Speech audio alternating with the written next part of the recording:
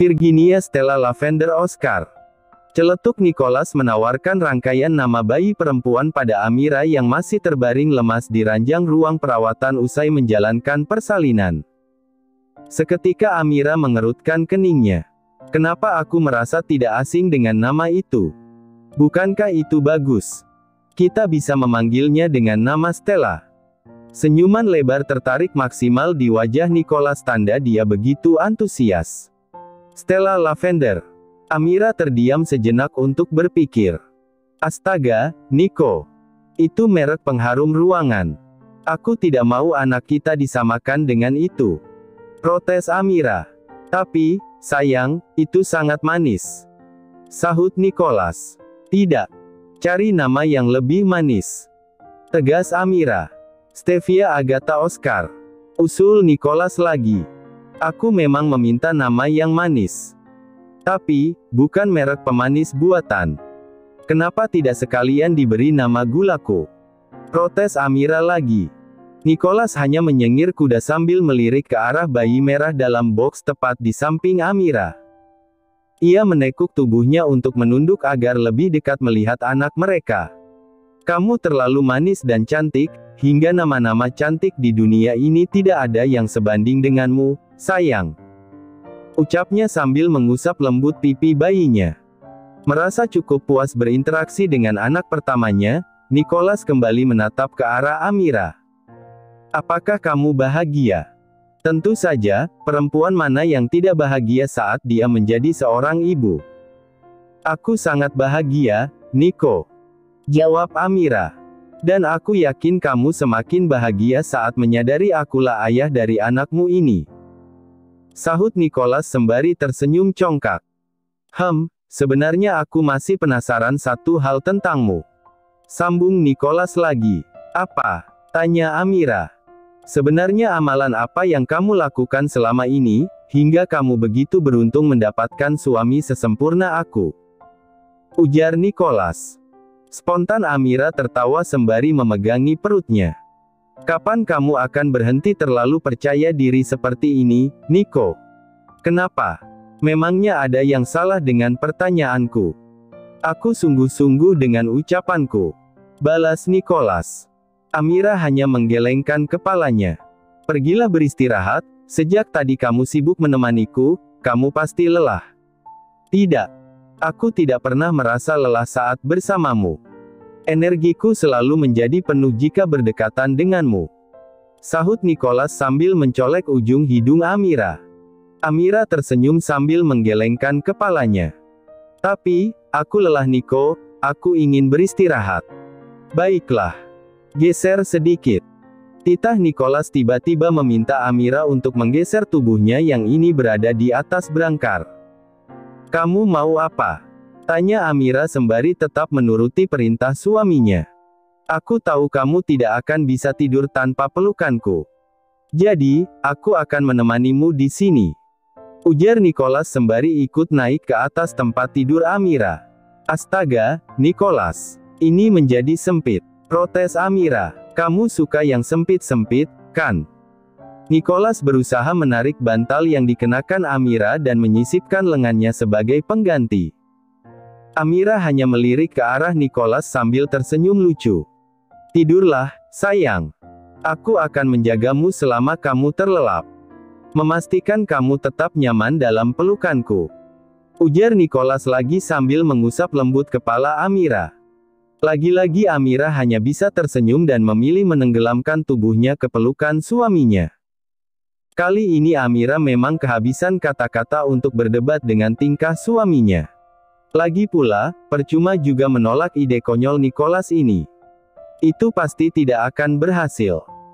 Untuk beberapa saat, Amira menikmati usapan lembut di kepalanya, hingga perlahan usapan itu melemah dan berhenti. Amira melirik pada si empunya tangan. Dan benar saja, yang baru saja berikrar akan tetap terjaga, nyatanya justru dia yang lebih dulu tidur. Amira menggelengkan kepalanya, lalu mengecup lembut pipi suaminya. Kamu pasti sangat kelelahan ya, sayang. Terima kasih sudah menjadi suami siaga dan ayah yang sangat baik untuk anak kita.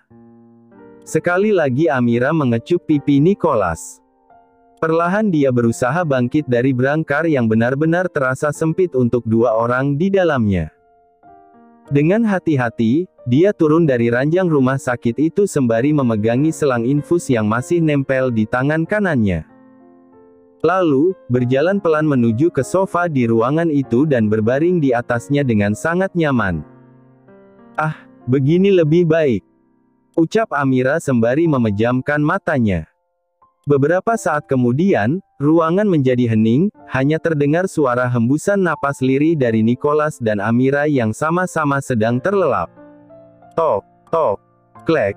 Suara pintu kamar dibuka dari luar oleh seseorang. "Selamat pagi, Lo." Sapaan dari dokter yang merawat Amira seketika menggantung, saat melihat pasiennya di atas ranjang berubah kelamin. Tanpa diminta, Dokter Ara segera mengedarkan pandangannya ke arah sofa di sisi pintu masuk. "Kenapa pasiennya malah tidur di sofa, Sus?"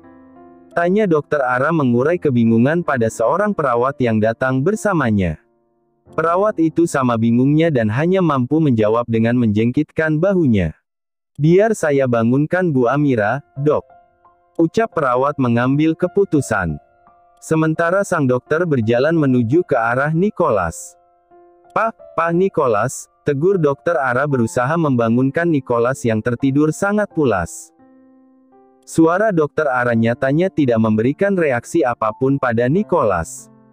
"Biar saya yang bangunkan, Dok," usul Amira akhirnya bangkit mendekat ke arah suaminya. "Niko, bangunlah. Ada dokter di sini. Nicholas," panggil Amira.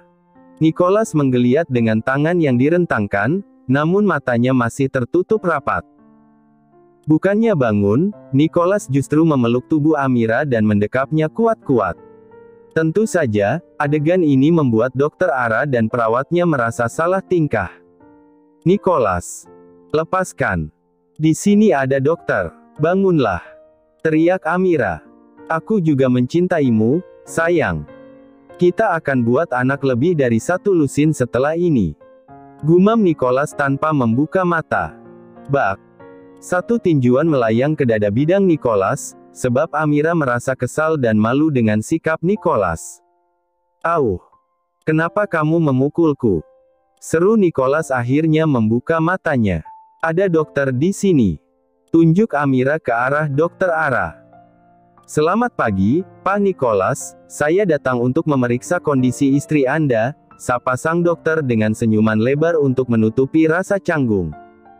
"Oh, ya, silakan. Pastikan istri saya sehat dan segera bisa pulang, Dok," ucap Nicholas santai. "Baiklah, sebelumnya, apakah Nyonya Amira diperbolehkan untuk kembali berbaring di ranjangnya?" tanya Dokter Ara. "Oh, tentu saja. Aku ada di sini hanya untuk menemaninya tidur. Dia tidak bisa tidur tanpa pelukanku, Dok," ujar Nicholas tanpa malu. "Niko." Amira lah yang menjadi malu dengan wajah kemerahan akibat lirikan dokter dan perawat yang terlihat meledek. "Apakah saya perlu menyediakan ranjang tambahan di sini untuk Anda?" tanya Dokter Ara. "Tidak. Aku lebih suka tidur satu ranjang dengan Amiraku," jawab Nicholas. "Tapi, sepertinya Nyonya Amira merasa terganggu, semalaman dia tidur di sofa itu," ujar Dokter Ara. "Apa? Amira, kamu tidur di sana? Kenapa? Beraninya kamu pergi dariku tanpa izin? Aku pastikan kamu akan mendapatkan hukuman dariku, sayang," seru Nicholas dengan mata membulat, tetapi diakhiri dengan senyuman smirk. "Bukan begitu, Pak Nicholas. Saya yakin, Bu Amira berbuat demikian karena merasa tidak nyaman. Mengingat ada selang infus yang menempel di tangannya." Dokter Ara lah yang memberikan penjelasan. Dia merasa bersalah karena sudah berkata demikian. Dia khawatir Nicholas dan Amira benar-benar akan bertengkar hanya karena ucapannya. Tetap saja dia harus mendapatkan hukumannya. Ucap Nicholas segera turun dari ranjang dan mendekati Amira yang berjalan mundur hingga menabrak sofa. "Nicholas, jangan lakukan itu sekarang." Lirih Amira mencoba menghentikan Nicholas. Kamu tetap harus dihukum, sayang. Desis Nicholas tetap mendekati istrinya. Pak, tolong jangan lakukan kekerasan. Bu Amira baru saja, ucapan Dokter Ara seketika menggantung saat adegan yang dilihatnya berbeda jauh dengan apa yang dia bayangkan. Bagaimana tidak, bukannya memukul atau semacamnya, Nicholas justru spontan. Hal ini membuat Dokter Ara dan perawatnya membeku seketika dan memutar tubuhnya dengan cepat agar tidak terlalu lama menyaksikan adegan dewasa di hadapannya secara nyata. Nicholas, hentikan, ini memalukan. Ucap Amira berusaha melepaskan diri dari pelukan suaminya. Kenapa? Kamu istriku. Aku berhak melakukan ini padamu. Aku sangat mencintaimu, sayang. Sahut Nicholas sambil mengusap lembut bibir Amira. Amira hanya bisa mengulas senyuman di bibirnya, rasanya memang percuma melarang Nicholas melakukan hal ini. Semua sudah menjadi karakter suaminya. Dokter, aku sudah selesai menghukum istriku. Silakan periksa dia sekarang. Ujar Nicholas enteng tanpa memikirkan bagaimana perasaan Dokter Ara dan perawatnya yang sekarang panas dingin. Kia. Baik, Pak, ucap Dokter Ara bergetar. Beberapa saat kemudian, Amira sudah kembali berbaring di ranjangnya dan sedang menyusui anaknya. Sementara Nicholas sedang sibuk dengan ponsel di tangannya. Ah, aku tahu. Seru Nicholas memecah keheningan. Spontan Amira menoleh ke arah Nicholas. Arabella Aleisa Keina Margareta Odelia Aquena Oscar. Bukankah itu nama yang bagus? Ucap Nicholas begitu bangga menyebutkan rangkaian nama yang dia dapatkan dari pencarian Google. Sayang, kamu membuat nama atau rangkaian kereta api. Kenapa itu panjang sekali? Tanya Amira. Tapi semua nama ini cantik dan bermakna, sayang. Kamu tahu, banyak orang bilang sebuah nama adalah doa. Dan aku ingin memberikan banyak doa untuk anakku. Jadi tidak masalah jika kita memberikan nama panjang untuknya. Jelas Nicholas. Kali ini Amira menggelengkan kepalanya tanda tidak setuju. Kita bisa tetap mendoakannya setiap saat. Arabella Oscar. Itu sudah sangat cantik, sayang. Dia pasti suka dengan nama itu. Ucap Amira sambil menatap bayi dalam dekapannya. Ah, kenapa hanya itu? Lirih Nicholas kecewa. Sayang, aku tidak ingin membebani anak kita dengan nama yang terlalu panjang.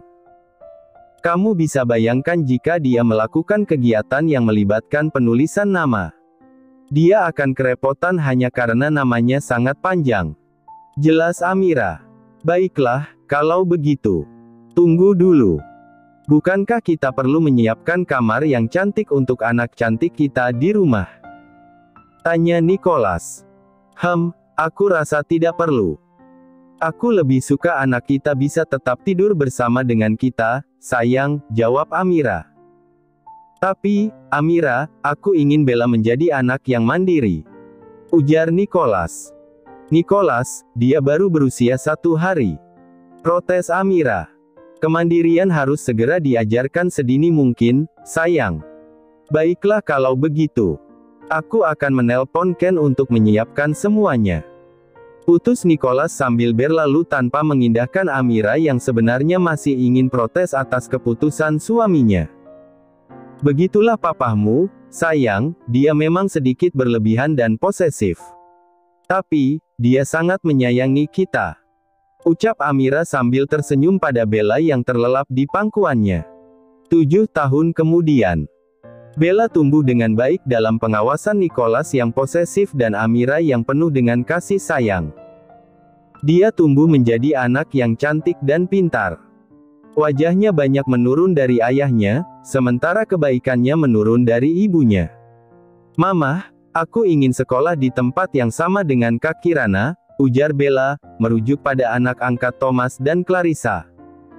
Baiklah, Mama akan mendaftarkan kamu di sana. Jawab Amira. Aku jadi bisa lebih sering bermain dengan Kak Kirana kalau begitu. Akan aku ajak Kak Kirana main ke rumah setiap pulang sekolah nanti. Ucap Bella begitu bersemangat. Sejak menikah dengan Clarissa, baca kisah selengkapnya di novel Asteris Cintai Aku Ken.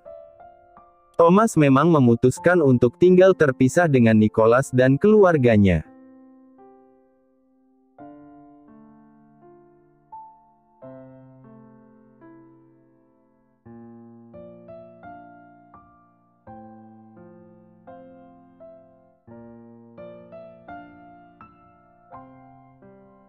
Tujuh tahun kemudian, Bella tumbuh dengan baik dalam pengawasan Nicholas yang posesif dan Amira yang penuh dengan kasih sayang. Dia tumbuh menjadi anak yang cantik dan pintar. Wajahnya banyak menurun dari ayahnya, sementara kebaikannya menurun dari ibunya. "Mama, aku ingin sekolah di tempat yang sama dengan Kak Kirana," ujar Bella, merujuk pada anak angkat Thomas dan Clarissa. "Baiklah, Mama akan mendaftarkan kamu di sana," jawab Amira. Aku jadi bisa lebih sering bermain dengan Kak Kirana kalau begitu. Akan aku ajak Kak Kirana main ke rumah setiap pulang sekolah nanti," ucap Bella begitu bersemangat. Sejak menikah dengan Clarissa, Thomas memang memutuskan untuk tinggal terpisah dengan Nicholas dan keluarganya. Dia memilih tinggal di rumah Clarissa bersama dengan Kirana. Ketiganya hidup dengan bahagia layaknya keluarga yang harmonis. Meskipun Clarissa belum diberikan amanah untuk memiliki anak dari rahimnya sendiri, Thomas dan Clarissa tidak pernah merasa itu masalah besar. Oh, sudah ada Kirana yang menjadi penghiburan mereka. Meskipun dia hanya anak angkat, tetapi Thomas dan Clarissa sudah menganggapnya seperti anak sendiri. Tapi, tidak boleh memaksa Kak Kirana ya, sayang, karena Kak Kirana juga punya kesibukan sendiri, ucap Amira mengingatkan. Bella mengangguk patuh sambil tersenyum senang, membayangkan dirinya akan lebih sering bertemu dengan Kirana di sekolahnya. "Sayang, tolong pakaikan ini." Nicholas mendadak masuk ke kamar Bella untuk menemui Amira. Tak lupa dia membawa sebuah dasi panjang di tangannya. Papa kan udah besar. Masa pakai dasi sendiri aja nggak bisa, sih? Ejek Bella pada papahnya. Amira hanya tersenyum sambil tetap memakaikan dasi ke leher suaminya yang kini sudah duduk di tepian ranjang Bella. "Papa bukan nggak bisa pakai sendiri, sayang, tapi, di dalam setiap lipatan dasi yang dilakukan mamahmu terdapat cinta dan doa yang akan mengiringi langkah papa seharian ini. Papa akan jadi lebih bahagia seharian ini," jelas Nicholas. "Benarkah? Kalau begitu aku juga mau, Mah. Aku mau dipakaikan dasi seperti papa," sahut Bella polos. "Loh, memangnya Bella mau kemana?" tanya Amira setengah terkekeh. "Mau mainan sama Kak Kirana. Aku udah janjian mau main ke rumah Kak Kirana kalau Kak Kirana sudah pulang sekolah." "Boleh kan, Mah, Pah," bujuk Bella. "Baiklah. Tapi, Om Ken yang akan mengantar kamu ke sana," ujar Nicholas. "Oke," jawab Bella. Bella segera berlari keluar untuk bersiap-siap dan tentu saja mengambil dasi Nicholas. "Astaga, lihatlah apa yang anak kita lakukan di kamar kita. Dia pasti benar-benar akan mengambil dasi," komentar Nicholas. Amira terkekeh mendengar penuturan suaminya. "Kamu sendiri yang mengatakan hal seperti itu. Di mobil. Bagaimana kabar Leo? Aku dengar dia baru saja mengikuti kompetisi taekwondo," tanya Nicholas pada Ken yang menyetir di sebelahnya. Leo adalah anak Ken bersama Puput. Usai menikah beberapa bulan, Puput segera mendapatkan kehamilannya. Namun, tak lama usai dinyatakan hamil, Puput terpaksa harus berhenti bekerja di rumah Amira karena kondisinya tidak memungkinkan untuk bekerja. Leo masuk kejuaraan dan akan ikut di kompetisi berikutnya. "Aku benar-benar bangga dengannya," sahut Ken terlihat berbinar. Tidak sia-sia, selama hamil Puput mengidam memukul dan menendang Sensak. "Ternyata itu cara anakmu berlatih sejak dalam kandungan." "Hahaha," canda Nicholas. Ken kembali tersenyum lucu saat mengingat kenangan itu. Kenangan di mana hampir setiap sore dia harus menyaksikan istrinya menendang dan memukul Sensak, seolah tidak merasa kerepotan dengan perut gendut yang dimilikinya. Kamu wajib mendukung anakmu dalam hal apapun, Ken. Aku juga akan mendukung anakku untuk hobi dan bakatnya. Aku lihat Bella sangat senang berdandan dan main salon-salonan. Sepertinya aku akan membangunkan sebuah salon khusus untuk dia. Dan, apakah menurutmu aku juga perlu membangun pabrik skincare, Ken? Tanya Nicholas terdengar sangat serius. Spontan Ken melirik ke arah Nicholas. Astaga. Bella baru berusia 7 tahun. Dia belum bisa mengelola salon dan pabrik skincare, Nico. Tolong jangan bebani anak sekecil itu dengan kekonyolan papahnya. Sindir Ken. Hei. Kekonyolan katamu. Aku benar-benar serius dengan perkataanku. Aku kira Bella memang harus mulai berkecimpung di dunia bisnis sejak belia. Balas Nicholas. Ken hanya menggelengkan kepalanya, seolah tahu percuma untuk berdebat dengan bos kocak di sampingnya ini. Oh ya, siang nanti, Bella ingin pergi ke rumah Thomas untuk bertemu dengan Kirana. Tolong antarkan dia, bawa juga Leo bersamamu. Dia pasti akan senang bisa bermain bersama teman-temannya, ujar Nicholas. Ken mengangguk patuh dan kembali fokus untuk menyetir mobilnya. Di rumah. Puput, apakah kamu ada acara pagi ini? Sapa Amira pada Puput melalui sambungan teleponnya. Pagi ini. Tidak, Nona, maksudku Kak Amira, sahut Puput masih terlihat canggung setiap kali memanggil Amira dengan nama, kakak. Amira memang menyuruh Puput untuk berhenti memanggilnya, Nona, karena Puput bukan lagi bawahannya. Tapi, tentu saja Puput merasa segan untuk memanggil Amira hanya dengan namanya. Hingga keduanya sepakat untuk memanggil dengan sebutan, Kak Amira. Kamu bisa menemaniku ke sekolah Kirana. Pagi ini rencanaku mau mendaftarkan Bella ke sekolah yang sama dengan Kirana. Ujar Amira. Baiklah, aku akan segera ke rumah, jawab Puput. Tanpa banyak basa-basi, keduanya segera menutup panggilan telepon dan bersepakat untuk bertemu di rumah Amira. Mama, aku ingin mengenakan baju ini. Boleh? Tanya Bella mendadak berlari mendekat ke arah Amira. Seketika mata Amira terbelalak saat menyadari baju yang dibawa Bella. Nak, dari mana kamu mendapatkan baju itu? Dari lemari Mama. Saat aku mencari dasi milik Papa, aku penasaran dengan lemari Mama. Ternyata Mama banyak menyimpan baju anak-anak. Kenapa tidak Mama berikan padaku? Tanya Bella polos. Amira kini yang menjadi kikuk, bingung hendak memberikan jawaban apa pada anak perempuan yang sedang banyak tahunya ini. Tidak mungkin dia bilang jika baju yang dipegangnya adalah dinas, kan? Sayang, baju-baju ini sudah lama sekali Mama simpan, karena modelnya yang tidak cocok untuk dikenakan anak seumuranmu, jadi, tidak Mama berikan padamu, kamu bisa pilih baju yang lain, yuk, Mama bantu pilihkan. Sahut Amira berusaha mencari alasan. Bella sejenak melirik ke arah baju yang masih dipegangnya, seolah menilai apa yang dikatakan oleh mamahnya. Oke. Bantu aku pilih baju di lemariku saja, Mah. Ujar Bella akhirnya melepaskan pakaian dalam genggamannya dan menaruhnya begitu saja di tepian ranjang.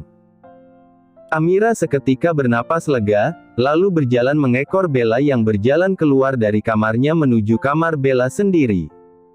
Beberapa saat kemudian. Halo, Leo, selamat untuk kejuaraan yang kamu dapatkan kemarin. Mama dan papahmu pasti bangga sekali. Seru Amira saat melihat Puput datang bersama dengan Leo. Terima kasih, Tante, sahut singkat Leo. Terima kasih, Kak. Leo memang sangat berbakat di kegiatan semacam itu. Sahut Puput bangga. Dia benar-benar anakmu, Put. Dia meniru semua bakat yang kamu dan Ken miliki. Seru Amira kagum. Puput hanya tersenyum senang dengan pujian yang dilayangkan padanya. Oh ya, Kak, sebentar aku antarkan Leo pada Willy. Agar aku bisa lebih leluasa menemaniku. Ujar Puput hendak membawa Leo ke belakang untuk menemui Willy.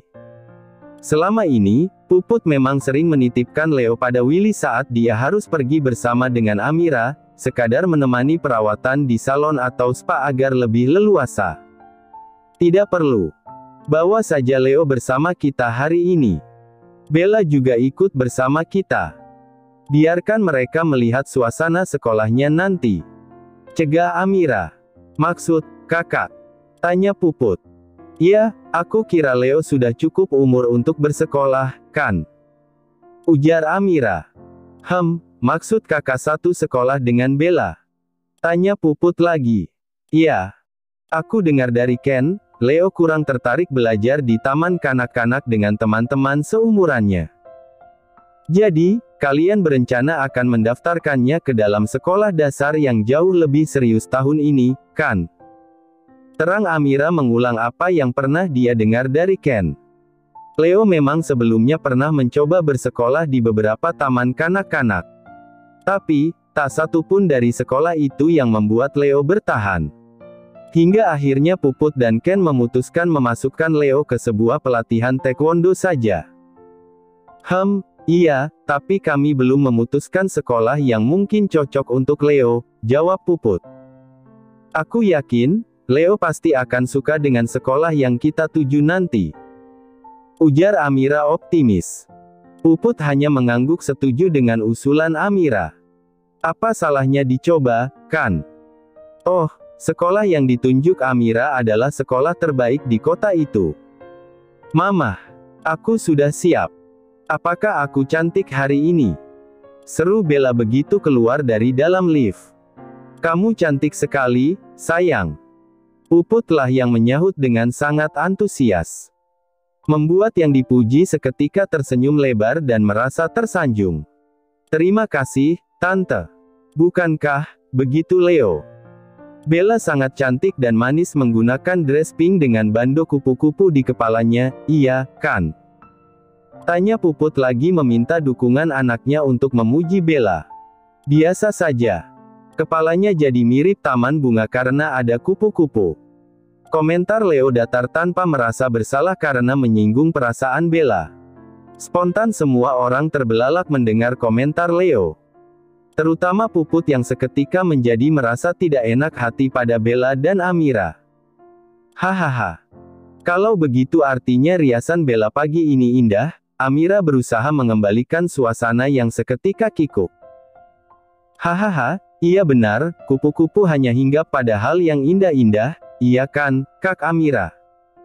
Timpal Puput sambil melirik ke arah Bella yang masih menekuk mukanya. Baiklah, mari kita berangkat sekarang. Khawatir macet di jalan, usul Puput yang berjalan lebih dulu sambil menarik tangan Leo. Tak lupa mulutnya terus menyemburkan banyak omelan-omelan pada anaknya yang sudah salah berkata-kata, persis seperti petasan pengantin. Mama, apakah anak itu tidak datang saat Tuhan membagikan skill memuji? Dia kaku sekali. Menyebalkan. Protes Bella pada mamahnya yang hanya tersenyum kecut sambil membatin, asteris Leo benar-benar anak Ken.